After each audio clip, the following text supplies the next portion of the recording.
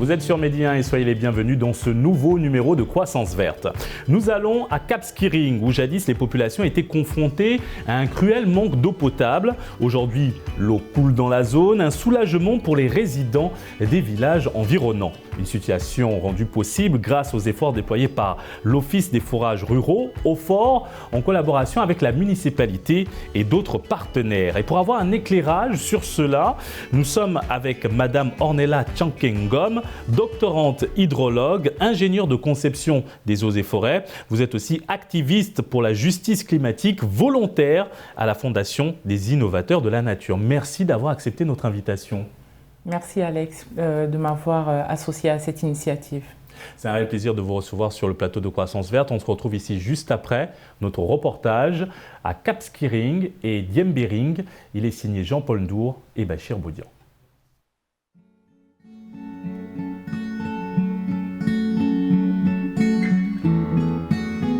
Le site touristique du Cap Skirring, à 575 km de Dakar, situé à la frontière avec la Guinée-Bissau, revient de loin.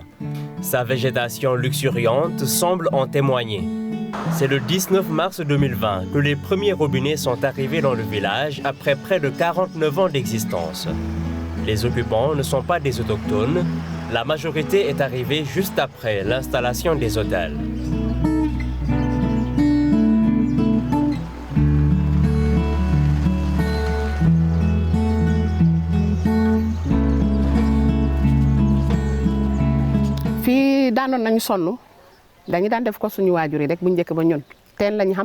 Nous étions très fatigués. Nous faisions comme nos parents en utilisant les puits.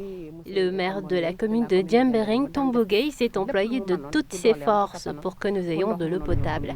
Maintenant, nos vœux sont exaucés, mais tout le monde ne peut pas avoir des robinets en même temps. En attendant, certains utilisent des bornes fontaines à des prix très accessibles. Au moment où nous parlons, le maire est en train d'offrir à certaines familles des bornes fontaines. En principe, il faut payer 59 000 francs CFA, soit plus de 89 € pour accéder à l'eau. Mais grâce à sa subvention, les populations ne vont débourser que 10 000 francs, soit un peu plus de 15 €. Nous le remercions infiniment. C'est un jeune maire, mais très responsable et très ambitieux. Nous prions pour lui sans cesse.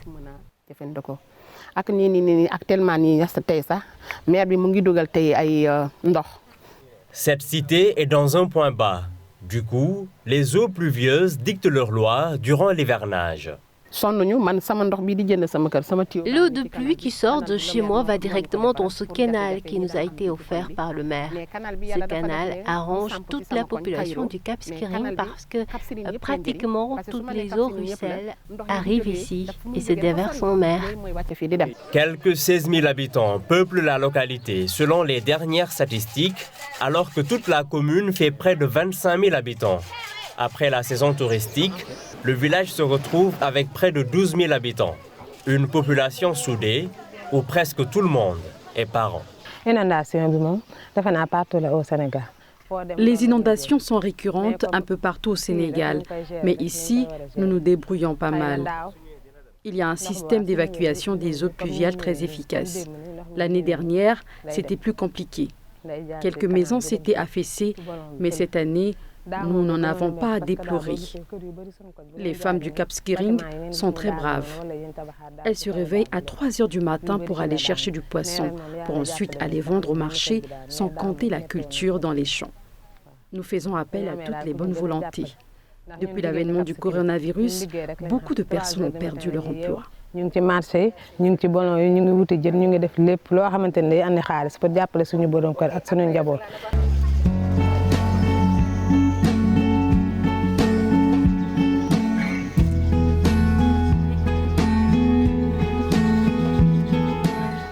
Auparavant, il était difficile de trouver de l'eau pour cuisiner. Mais après les émeutes qui avaient engendré un lot de blessés graves, les signaux sont désormais au vert. Tant profondément les scènes de violence de l'année passée, nous apprécions à sa juste valeur la subvention effectuée par le maire. Tout ménage qui le souhaite peut avoir un robinet. Franchement, je n'ai plus de problème d'eau.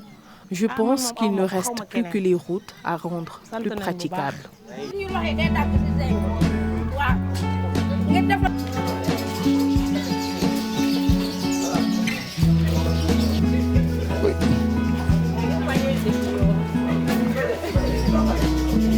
Alfred est le chef de village du Cap Skirring depuis 13 ans, après avoir été adjoint durant 17 ans. Le village a démarré avec 65 lots de 20 sur 15 mètres carrés, avec des rues de 5 à 6 mètres.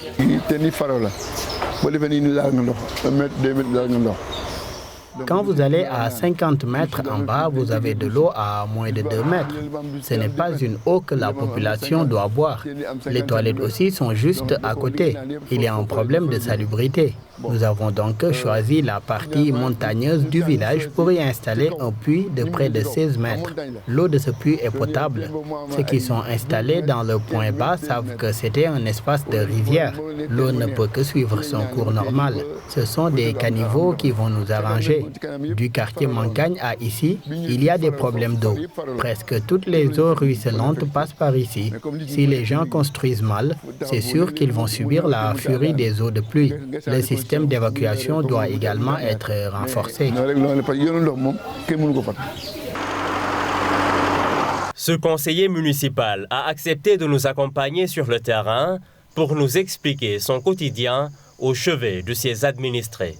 C'est de pouvoir aider la population dans le domaine de l'assainissement, parce que c'est un problème qui est vraiment récurrent un peu partout, dans toutes les communes. Et surtout dans les communes qui n'ont pas assez de moyens. C'est très compliqué parce que c'est une gestion très compliquée et très coûteuse. Et ce qui fait qu'on y est depuis. Nous, quand on a essayé et que après on a senti que c'était très compliqué, nous avons eu la chance, après, avec la venue de la SAPCO ici. Donc, en partenariat, nous leur avons donné notre tracteur avec des bennes. Et eux aussi, ils ont un petit camion qui ramasse des ordures. Comme ça, on contribue un peu à ramasser les ordures. Parce qu'ils avaient déjà recruté du personnel. Et comme nous, durant ces dernières années, avec la vision du président de la République sur l'exonération des taxes dans le tourisme, ce qui fait que notre commune, naturellement, elle vivait de 90% de ses recettes viennent du tourisme. Alors s'il y a exonération, ça veut dire que forcément, quelque part, on est un peu touché. Donc le budget que nous avons à présent ne peut pas prendre à 100% en charge les problèmes d'assainissement de la commune. L'OFOR, Office des forages ruraux, a abattu un travail remarqué dans la commune, à en croire certaines autorités municipales interrogées. Les autres villages avaient la possibilité d'avoir des asiphores parce que eux, c'est des villages autochtones. Ils ont leur terre avec eux, donc ils ont la possibilité, avec l'aide de l'État, de créer des asiphores qu'ils géraient auparavant. Il y avait l'asiphore de Djembereng et aussi l'asiphore de Cabrousse.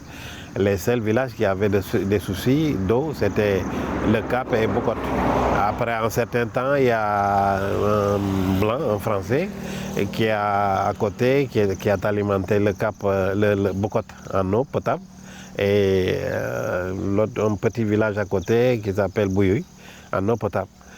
Donc, ce qui n'est pas normal, mais bon, on ne pouvait rien faire parce que venir chez nous, exploiter de l'eau, revendre à la population locale, c'est pas... Vous savez que c'est vraiment normal, mais on ne pouvait rien faire. Il fallait fermer les yeux parce que ça profitait à notre population, parce qu'on ne pouvait pas, nous, on n'avait pas la solution à ça. Donc, on a fermé les yeux parce que, voilà. Donc, et après, quand l'OFOR nous a octroyé ces forages avec les châteaux d'eau, nous avons 4 forages. Nous avons seulement utilisé, il y a 2 seulement qui sont en fonction, les 2 autres sont en réserve. Donc, voilà. Donc, nous avons, dans l'idée, c'est de faire une interconnexion de tout ce qui existe dans la zone pour pouvoir alimenter tout le monde. Donc voilà, sur cette idée qu'on est parti. Et ça soulage la population parce que le Cap n'a jamais eu d'eau potable. Et quand l'État a fait ces forages, après ils nous ont mis des bornes fontaines témoins pour prouver que l'eau est là. Nous, en tant que commune, le maire a compris la situation des populations de Cap Skirring. Tout de suite, il a dit on ne peut pas attendre avec les procédures étatiques, parce qu'il fallait attendre, je crois, 1 an pour voir si ça peut vraiment tenir ou pas pour pouvoir faire certains trucs. Mais nous, le maire a pris sur lui pour dire on ne peut pas attendre parce que la population, elle souffre depuis des années. Depuis que le village est installé vers les années 71, 72, 73.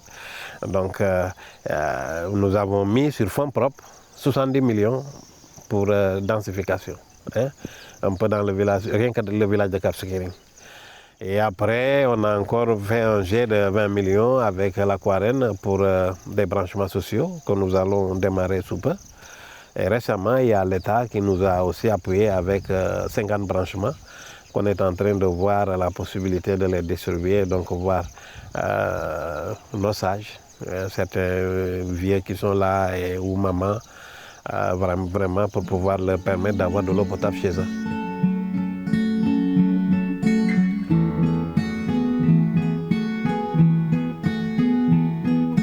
De retour à Dakar, nous sommes allés au siège de l'Office des forages ruraux où nous avons rencontré le directeur des études et de la planification. Ce dernier nous a expliqué que la zone du Cap Skirring est marquée par une vulnérabilité des ressources en eau. Donc cette situation est liée à la proximité de la zone à l'océan Atlantique, mais également la présence du fleuve Casamance et des ballons à eau saumâtre. Donc dans cette zone, les populations s'approvisionnaient à partir des nappes superficielles du continental terminal, généralement à travers des puits qu'ils réalisaient. Et donc là, ça présentait quand même quelques difficultés au niveau des populations parce que l'eau présentait des taux de salinité assez importants et qui un peu dépassaient les normes OMS. Et donc face à cette situation, donc, le ministère de l'eau et de l'assainissement a commandité une étude en 2016, donc après la création de l'OFOR, pour évaluer les potentialités des ressources en eau de la zone. Donc les résultats de ces études-là ont montré quand même au niveau des plateaux de Boucotte, de Bouilly, et également de Cabrousse, quand même des champs de captage où on a pu identifier des ressources en eau de qualité, mais également en quantité suffisante avec des nappes de hauteur assez importante qui permettent en tout cas de prendre de façon globale les besoins en eau de Cap Skirring et environ. À la suite de cette étude en 2018, dans le cadre du programme d'urgence de développement communautaire, l'OFOR a pu réaliser un certain nombre de travaux dans le champ de captage de Boucotte Wolof, en Basse-Casamance. Donc là, on a réalisé un forage qui débite 40 m3/h avec un château d'eau de 200 m3 avec une hauteur de 20 mètres. Et donc là, ça a permis, donc, à travers un système de transfert d'eau, de raccorder donc, toute la zone du Cap Skirring, donc les populations, mais également les différents sites hôteliers. Donc le transfert s'est fait quand même sur une distance de 7 km. Au-delà de cela, quand même, nous avons également eu à faire, en termes d'extension de réseau, au niveau du réseau intérieur, nous avons posé quand même 15 km de réseau et également des bonnes fontaines pour rapprocher les populations des points d'eau. Des estimations prédisent que d'ici 200 ans, tous les puits qui captent la nappe superficielle au Cap Skirring seront tout simplement hors service à cause de la salinité. Il s'y ajoute l'avancée de la mer et la surexploitation de la nappe en raison du nombre important de forages qui alimentent une centaine d'hôtels et de campements dans la zone.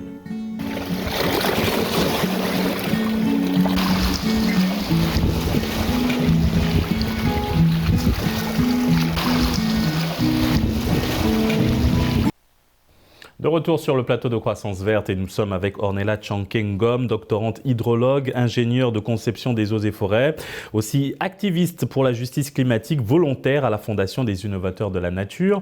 Alors, Madame Ngom, depuis 1972, date de création du Cap Skirring, les populations n'ont pas accès à l'eau potable, comme nous venons de le voir dans ce reportage, et les quelques forages existants dans la zone alimentent juste les sites touristiques, au moment où les populations, certaines des populations qui n'ont pas encore accès à l'eau potable, continuent de s'alimenter en eau de puits. Et ce n'est qu'en 2020 que les premiers robinets ont été installés. Qu'est-ce qui explique cela selon vous ?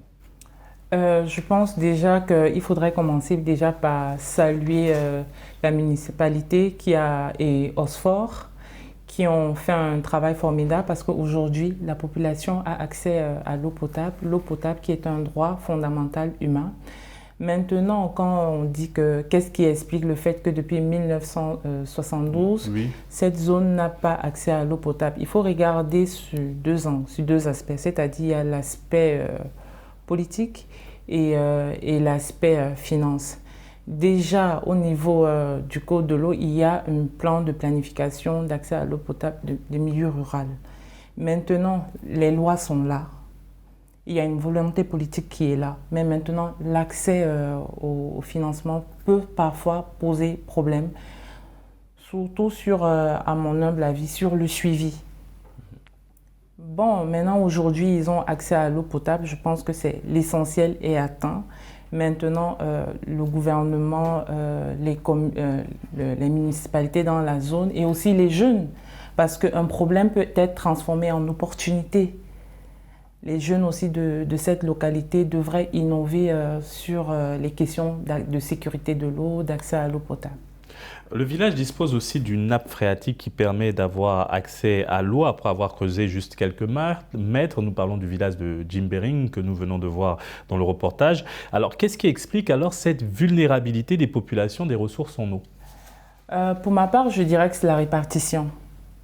Parce que il y a la répartition, il y a l'accès à l'eau pour l'agriculture, l'accès à l'eau pour l'élevage, l'accès à l'eau pour les ménages. Donc, tout c'est un problème vraiment de répartition.